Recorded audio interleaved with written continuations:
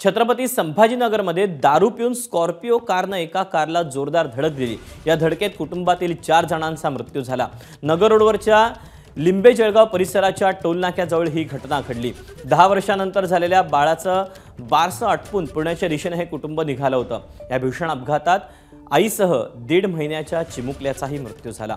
मृणाली अजय बेरस्कर, आशालता हरिहर पोपळघट, अमोघ बेरस्कर आणि दुर्गा सागर गीते असे मृत्युमुखी पडलेल्या कुटुंबातील सदस्यांची नावे आहेत। तसंच दारू पिऊन स्कॉर्पिओ चालवणारी 2 मुलं दुभाजकांना ओलांडून पलीकडे जाऊन कारला धडकली। कृष्णा केरे लायसन्स नसताना दारू पिऊन गाडी चालवत होता, तर विशाल म्हणजेच उद्धव चव्हाण याने त्याला गाडी चालवायला दिली होती।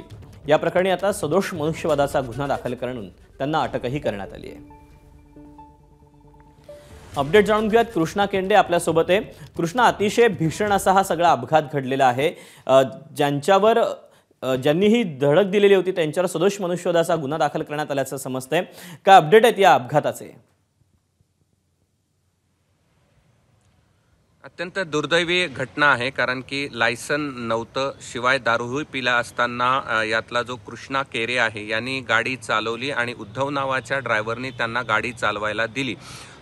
हे संभाजीनगरकडे नगरकडून येत होते आणि हे जे कुटुंब आहे यातल्या ज्या मृणालिनी बेसरकर आहेत, त्याचबरोबर आशालता पोपळघाटे असतील, एक 6 महिन्याचं बाळ ज्याचं बारसं होतं, त्या बारशासाठी अमरावतीला गेलेल्या होत्या आणि या पुण्याकडे निघालेल्या होत्या। मात्र हे जे चालक आहेत स्कॉर्पिओ घेऊन सुसाट वेगानं निघाले होते, त्यांचं गाडीवरचं नियंत्रण या ठिकाणी सुटलं आणि ही गाडी जी आहे ती दुभाजक ओलांडून पलीकडे जाऊन रस्त्यानं क्वीड गाडी चाललेली होती पुण्याच्या दिशेने, त्यावर जाऊन जोरदार या ठिकाणी धडक दिली आणि या घटनेमध्ये 4 लोकांचा या ठिकाणी मृत्यू झाला, ज्यामध्ये 2 लहान मुलांचा समावेश आहे। एक 7 वर्षाचं बाळ आहे आणि एक 6 महिन्याचं या ठिकाणी बाळ आहे। शिवाय आजी आणि आई या दोघांचाही मृत्यू झालेला आहे।